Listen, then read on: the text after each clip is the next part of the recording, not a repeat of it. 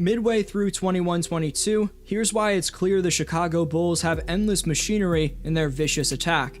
Zach LaVine's having the most efficient season from deep range in his 8-year career, DeMar DeRozan's looking like the best player since MJ to rock a Bulls jersey, all while the 38th overall pick from 2021's draft in Ayo Dosunmu has flashed elite upside defensively, and on the other end of the court, shown off solid awareness as a spot-up shooter and playmaker. Combine that with the NBA's 6th best rebounder up front in Nikola Vucevic, along with 2 prolific shot-creating guards in Lonzo Ball and Kobe White, and it's no shocker that Chicago's developed a game-and-a-half lead in the Eastern Conference and an ongoing 8-game winning streak. We're going to look at how Chicago edged one out against the feisty young Franz Wagner-led Magic, and stick around to see every factor that could lead this beastly herd of Bulls to the promised land in 2022. Before continuing, only 10.4% of you watching right now are subscribed, so if you haven't already, please subscribe. Also leave a thumbs up, it takes a few seconds and makes a massive difference. You can follow me on Instagram and Twitter at DFlowHoops, and I'll give you a follow back. Links in the description for those 2 platforms. After wild, literally right down to the wire endings to their past 2 outings, the Bulls took a jet back to Chi-Town, expecting a much less chaotic finish, facing up against the dead last Orlando Magic. For Bulls fans who were emotionally drained after back-to-back Deebo buzzer-beating daggers, sadly, the game didn't turn out to be a walk in the park. Chicago's offense was uncharacteristically struggling to find any semblance of an offensive flow, which let the visitors hang around throughout the entirety of the game. Having said that, as this multi-talented group of strong-minded Bulls have done all year, they made timely plays when they needed to on both ends of the floor, ultimately allowing them to hold off the feisty Magic 102-98 for their 8th straight W. And just like how the Bulls played against Indiana and Washington, the Orlando game was another outing where the Bulls performed far from their best, but they still found a way to pull out the W with their hard-nosed defense and clutch shot-making. The leading vote-getter among Eastern Conference guards, nearly doubling the second-place James Harden in votes, DeMar DeRozan, continued his MVP-caliber season on Monday night against Orlando, pouring in another easy 29-piece. He wasn't extremely efficient, which I'll get to, but it was still a performance that further proves the consistency and dominant top-of-the-league shot manufacturing that DeMar has in his offensive repertoire. Sure, he was up against the team with the 25th best defensive rating, but after catching the world's attention, and I mean the entire world's attention after those back-to-back buzzer beaters, becoming the first player in NBA history to drop game winners at the buzzer in consecutive days, still finding a way to carry your team with nearly 30 points in the very next game, that's impressive.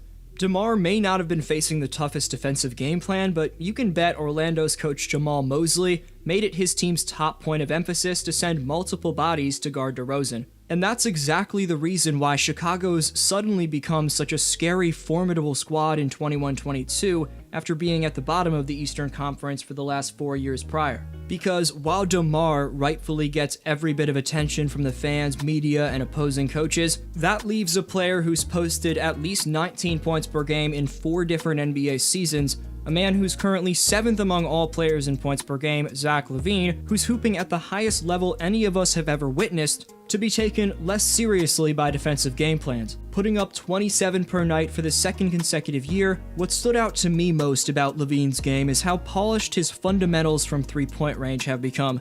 In his first campaign with the Bulls back in 2017-18, he made just 34% of his shots from outside the arc. However, annually picking his spots more and more effectively from that point on, Zach's become a 42% three-point shooter, which is good enough for 18th best in the entire association. LaVine added 27 in the hard-fought win against Orlando, as the most dangerous second option in basketball, made 4 of his 9 threes in the process. LaVine had a decent night efficiency-wise, shooting just 42% from the field. DeRozan went 11 of 24 shooting the ball, but had a rare off night from the charity stripe, missing 6 attempts. That bothered DeMar so much that he stayed after the game to practice them like the GOAT he is. Moving on to debatably the most beastly third option in basketball, Nikola Vucevic, who chipped in with a typical 13 points and 17 rebounds for the Bulls. It was already the 7th time this season that Big Vooch posted at least 15 boards. That's the 8th most 15-plus rebound games among all players, directly ahead of Cleveland's Jarrett Allen. Vucevic is also number 14 in the NBA in defensive win shares, Considering his defense and rebounding were elements to his game that Nikola took flack for early in his career back in Orlando, you have to give credit to Vooch for working on the weaknesses in his game and covering up those holes. Outside of the big three, as of late, I've been most impressed by the extra bit of key contributions that Chicago's been getting from Coby White. Lonzo did return last night, which we'll talk about next, but in the absence of Zoe and Caruso, Mr. White's been key on both ends of the floor with his scrappy defense and playmaking chops. That continued against the team from North Florida, as Coby came off the bench to score 17 points. Meanwhile, the Trae Young stopper Ayo Dosunmu only had one triple, which were his only points of the game, but don't overlook the man's impact on defense and his overall hustle. Along with another lengthy 3-and-D wing in the former Wizards draft pick Troy Brown Jr., he was a +8 against the Magic, which was tied for the second best on the team behind DeMar DeRozan. Troy Brown Jr. didn't score but had 8 rebounds, 4 assists, and a huge block to end the first half.